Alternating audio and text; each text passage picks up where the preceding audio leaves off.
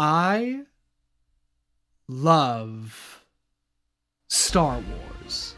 And if you clicked on this video, I'm willing to bet that you've been around the old Star Wars block yourself. And if you haven't, what are you doing here? Run. It's no wonder why this franchise is so popular. It's a timeless set of movies that can be enjoyed by anyone of any generation. And as much as everyone raves about the fantastic visuals, lovable characters, and great storyline, for the most part, most would agree that this series wouldn't be what it is without one particular element. The music. Composed by none other than God himself. The score John Williams provided to these movies almost single-handedly elevated them from being some dumb, fun sci-fi adventures to something beautiful and everlasting. So why am I bringing all of this up? Clearly I'm just going to review and rank each soundtrack, right? Well, no. See, the thing is, that's already been done before, a million times over for that matter, by people who know what they're talking about way more than I do. If I'm gonna throw my hat into the ring, I gotta do something unique to stand out and provide a perspective on something the average moviegoer might not notice the first time around. Which is why, today, I'm gonna be reviewing and ranking all 6 of the Star Wars main theme recordings. Not like I'm going to be reviewing the title crawl itself or something like that. I'm simply going to be looking at after the main Star Wars thing comes up and reviewing it based off of how good I think the production and performance quality is. Okay, it's not as dumb as it sounds.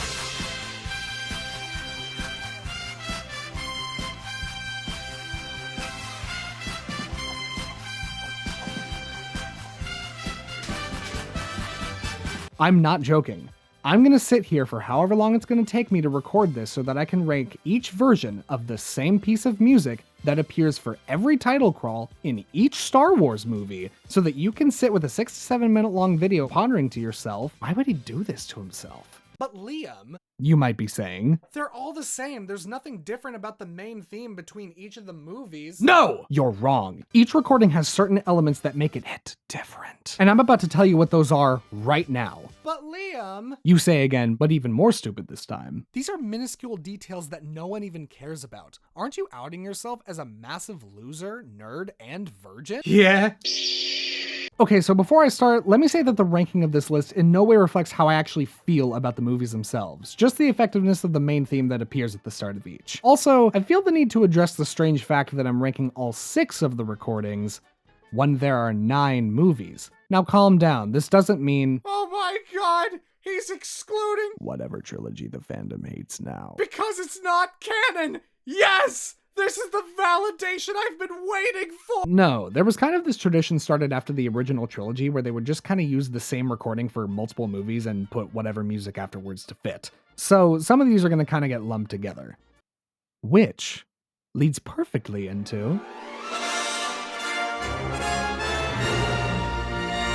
So, interestingly enough, the recording used in both Force Awakens and Last Jedi was not performed by the London Symphony Orchestra, but instead a freelance orchestra, I guess. Now, the performers of the LSO are who you hear on the original 6 Star Wars movies, making these the first mainline movies to not have a score recorded by them. So, how does it compare?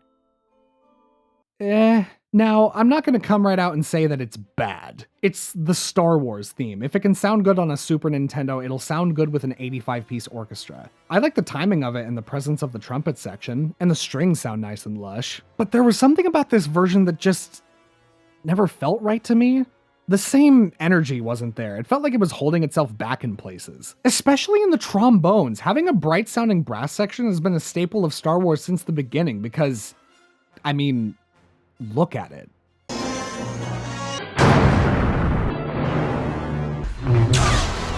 And I'm not saying that it has to be triple fortissimo Hans Zimmer all the time, but when the intensity is needed, there's a body to the sound required that the trombone section is just lacking here. Like, the main theme is supposed to get you excited for whichever movie you put on, but listen to the trombones heroically rising up here. Like, what? Okay, maybe I'm being a little harsh, and a lot of this has to do with the mix more than anything, but when you're ranking the same piece of music 6 times, oh my god, what am I doing? You gotta be more selective. So far, not a strong start. Freelance orchestra. This one is definitely an improvement. It doesn't quite come close to LSO quality, but the energy feels right, and even though the trombones are still a little soft, the body that was lacking in the previous recording is now here. Also, I mentioned that the strings sound lush in the previous recording, and man, they sound even better now. I think it's clear that the movie itself divided fans as to whether or not this was a satisfying payoff to the sequel trilogy and the saga as a whole, but at the very least, they did bring their A game for the most iconic part of the viewing experience. You are redeemed, Freelance Orchestra. You are redeemed.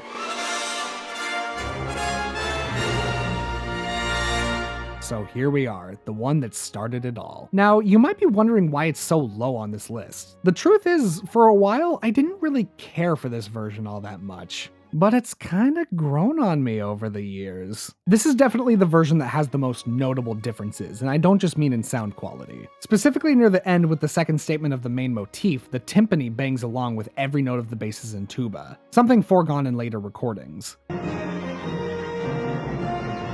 Also, in the midsection where the strings get their melody, the horns noticeably climb up to a C, harmonizing with the trumpet's ascending line resolving on an A. I don't know, there's just such a charm to this version. It has the energy and vibe of an old sci-fi TV episode, which is especially fitting since Star Wars basically exists entirely because George Lucas wanted to make a samurai version of Flash Gordon. Solid summer flick. Let's see if this goes anywhere. I've always had a major soft spot for Return of the Jedi. I used to watch this one so much as a kid, and I love the rendition that they use for this. Considering that this was going to be the climactic conclusion to the original trilogy, and for many years, the entire saga, they had to make sure hearing this for the first time since the previous movie's downer ending felt triumphant. And you feel exactly that from the first sting. The trumpets are loud and the trombones are brassy as hell, and they are not afraid to flaunt it. I know it's almost a meme at this point, talking about the trombones, but listen to the way they fly upwards after those triplets. Also, while I haven't mentioned it with previous recordings, it should be noted that the fast ascending strings that appear at the end sound particularly polished here. It's just so apparent that they pulled out all the stops for this performance, and I absolutely adore it. Wonderful rendition.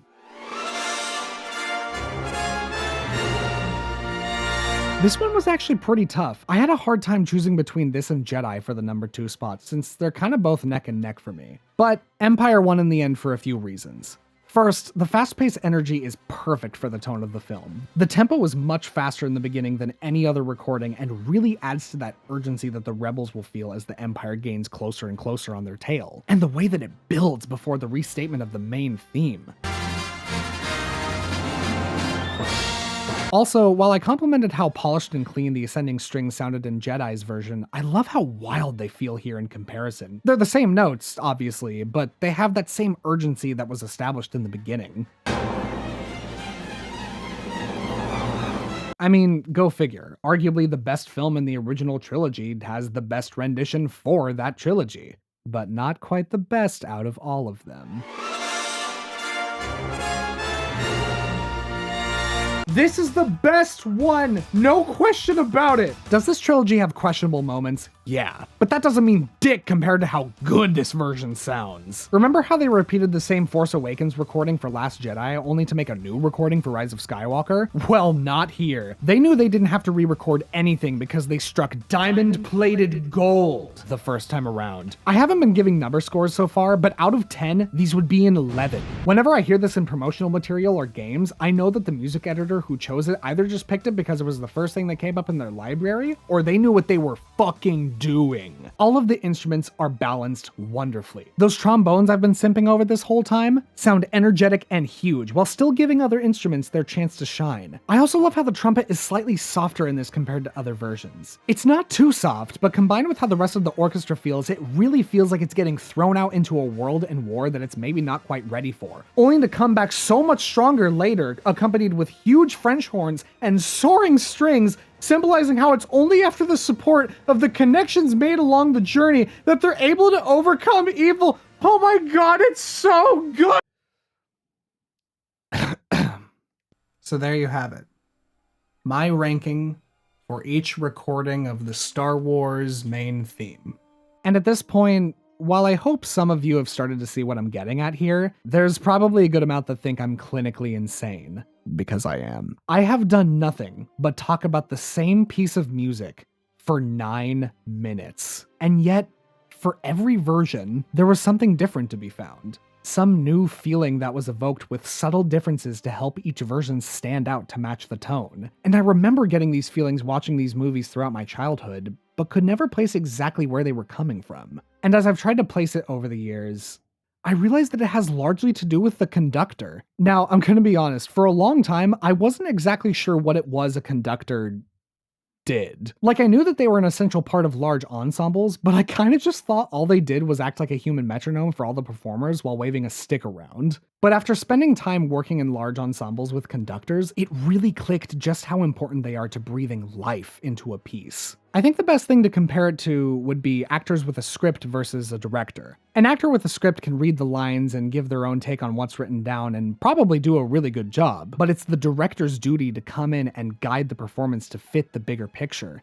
It's the same thing with musicians and conductors. That's why I made this insane list in the first place. It can be the same piece of music with the same arrangement, but handed to another conductor, and they can stir up wildly different emotions with each version. And it's so subtle that you probably don't realize it.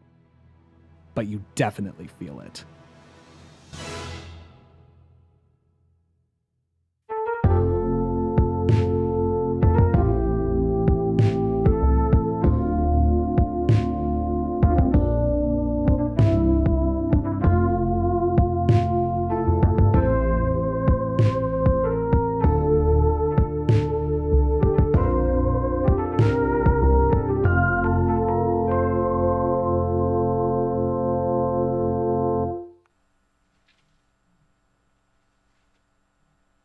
Why did I dress up like this? I only did it for the one bit. Should I film some other stuff to make it worth it? Nah.